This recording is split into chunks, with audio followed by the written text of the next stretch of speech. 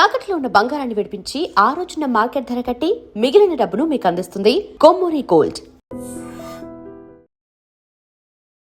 నమస్కారం, welcome to I dream. ధర్మ మార్గం విత్ విజిత కార్యక్రమానికి స్వాగతం.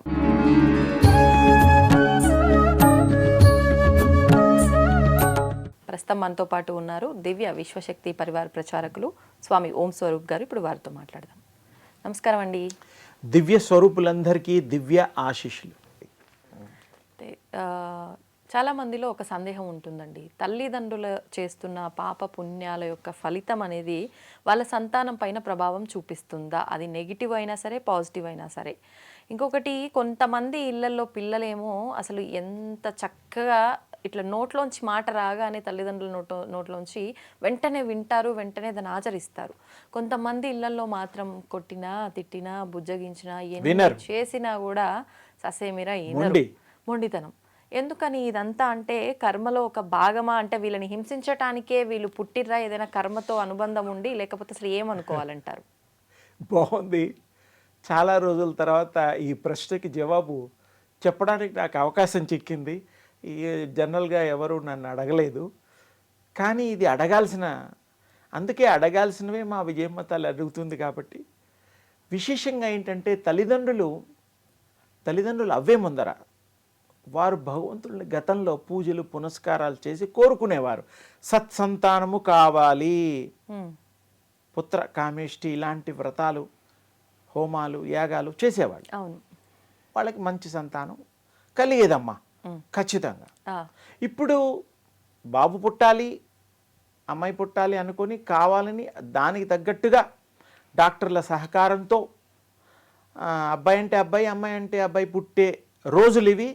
ట్రీట్మెంట్ ఉంది, ఫీజులు వేరేనేమో, అది నాకు తెలీదు. ఇప్పుడు ఈ అవకాశం ఉంది. ఒకప్పుడు సంతానం ఉంటే చాలు, ఆ భగవంతుడికి ఏది ఇష్టమో వారి ప్రసాదంగా స్వీకరించేవారు. ఆ పూజలు అలా ఉండేవి. ఇప్పట్లో పూజ చేసినా పూజ చేయకపోయినా వారికి కావాలనుకునే పిల్లల్ని కంటున్నారు. అంటే డాక్టర్ల సహకారంతో టెస్ట్ ట్యూబ్ బేబీలు ఇంకేవో రకరకాలుగా ఉన్నాయి. కవల పిల్లలు కావాలన్నా కూడా పుడుతున్నారు. చూస్తున్నాం, వింటున్నాం. అయితే ఇక్కడ అసలు పిల్లలు ఎలా కంటారు, వాళ్ళు ఈ తల్లిదండ్రులకి ఎలా పుడతారు అనే విషయం కొంచెం లోతుగా వెళ్దాం. తల్లిదండ్రులు కోరుకోవడం తప్పులేదు. ఈ ఉపాసన, దేవుడి పూజలు, సంకల్పాలు ఇలాంటివి చేసినప్పుడు ఆ ఆత్మల లోకం అనే ఒకటి ఉన్నదని గతంలో కూడా ఎన్నోసార్లు మాట్లాడుకున్నాం. ఆత్మల లోకంలో ఉండే ఆ సతాత్మలు, మంచి ఆత్మలు, ఈ యొక్క తల్లిదండ్రులు మంచి తల్లిదండ్రులని ఎన్నుకొని ఆ గర్భంలో అవి ప్రవేశించి వాళ్ళ రుణగ్రస్తంగా ఉంటే కూడా, పూర్వజన్మలో ఎప్పుడన్నా కాంటాక్ట్ ఉంటే కూడా మరలా రుణం తీర్చుకోవడానికి కూడా కొంతమంది పుడుతూ ఉంటారు, కొన్ని ఆత్మలు. అప్పుడు ఆ తల్లిదండ్రులకు పుట్టి ఈ రుణం తీర్చుకోవడం అంటే ఇందాక మనం అనుకున్నట్టు పిల్లలు తల్లిదండ్రులను ఇబ్బంది పెట్టడం, బాగా చూసుకోవడం, అది కూడా వీలుంటుంది. ఎందుకంటే పగ సాధించడం లాంటివి కూడా ఉంటాయి కదా. అవును. అంటే ఆత్మలకి ఆ శక్తి యుక్తులు ఉంటాయి. ఆ తల్లిదండ్రులకే అవసరం లేదు, అన్నదమ్ములకే అవసరం లేదు, అప్ప చెల్లెలకి కానీ లేదు, ఫ్రెండ్స్ కానీ ఎవరినైనా అది సాధించగలుగుతుంది. ఈ తల్లిదండ్రులకి ప్రత్యేకంగా ఆ వంశంలో ఆ తల్లిదండ్రులకి సరే గొప్ప వంశాలు అయి ఉండొచ్చు. ఈ ఆత్మలకి వంశాలతో సంబంధం ఉండదు. ఆ సోల్ నన్ను ఇబ్బంది పెట్టారు, దానికి ఆన్సర్స్ ఇవ్వాలి. టిట్ ఫర్ టాట్ అని ఇంగ్లీష్లో అంటూ ఉంటారుగా, ఆ పద్ధతి. అయితే ఈ తల్లిదండ్రులు మంచి పూజలు పునస్కారాలు, మంచి హృదయ సంకల్పంతో చేస్తే వాళ్ళకి సత్సంతానమే కలుగుతుంది. చాలా వరకు ఏదన్నా ఒకటి అరా ఉండొచ్చు. అందరూ మనుషుల్లో అందరూ ఉత్తములు, అందరూ దుర్మార్గులు అని కాకుండా అందరూ కలిపిందే ఈ సమాజం.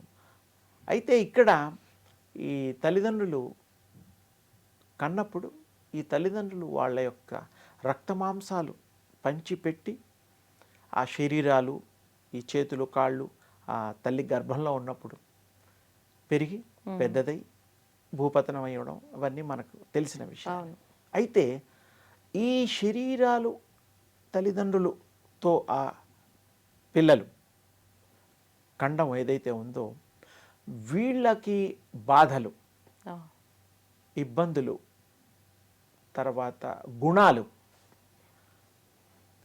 ఆరోగ్య విషయాలు, ఇవన్నీ కూడా ఆ శరీరంతో పాటు క్యారీ అవుతుంది. ఈ విషయం కొంచెం రహస్యంగా ఉండేది, ఈ మధ్యకాలంలో కొంతమంది ఒప్పుకుంటున్నారు. అందుకని డాక్టర్ల దగ్గరికి వెళ్ళేటప్పుడు కూడా ఏదైనా జబ్బు చేసి డాక్టర్ దగ్గరికి వెళ్తే వాళ్ళు అడుగుతారమ్మా, మీ ఇంట్లో షుగర్ వ్యాధి ఉన్నవాళ్ళు ఉన్నారా, మీ నాన్నకు ఉండిందా, మీ ముత్తాతకు ఉండేదా, తండ్రికి ఉండేదా అని అడుగుతారు. అలాగే హృద్రోగాలు, బీపీలు, స్కిన్ డిసీజెస్, హార్ట్, ఏదైనా ఇబ్బందులు మీ వాళ్ళు ఎవరికైనా ఉన్నదా, ఉండేదా అని అడుగుతారు. డాక్టర్లు కూడా ఆ విషయాన్ని అడగడంలో మన పూర్వపు విజ్ఞానాన్ని, ప్రజ్ఞా పాఠవాలు, అప్పట్లో కనుక్కున్న గొప్ప ఈ యొక్క సంస్కరించబడినటువంటి ఈ విషయాలు, శక్తికి సంబంధించిన విషయాలు, ఇవన్నీ కూడాను అందులో కొన్ని రహస్యాలు ఉన్నాయి.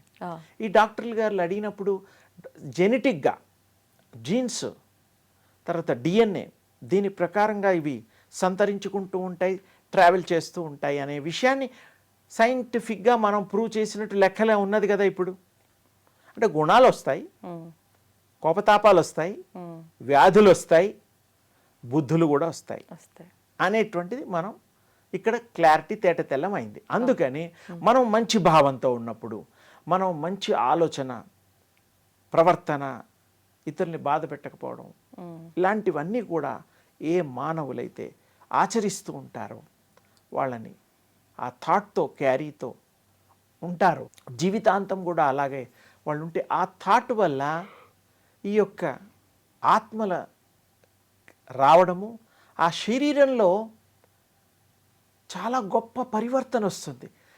జీన్స్ని కూడా మారుస్తుంది థాట్. ఇది ఈ విషయాన్ని అర్థం చేసుకోవాలి. మన బాడీలో ఉండే కోటాను కోట్ల జీన్స్, 72,000 నాడులు, ఇవన్నీ కూడా ఆర్డర్స్ ప్రకారం, మెదడు, ఇవన్నీ ఎలాగైతే ప్రవర్తన జరుగుతుందో అది ఏమిటంటే ఈ యొక్క ఆలోచన విధానాన్ని కూడా థాట్ మారుస్తుంది.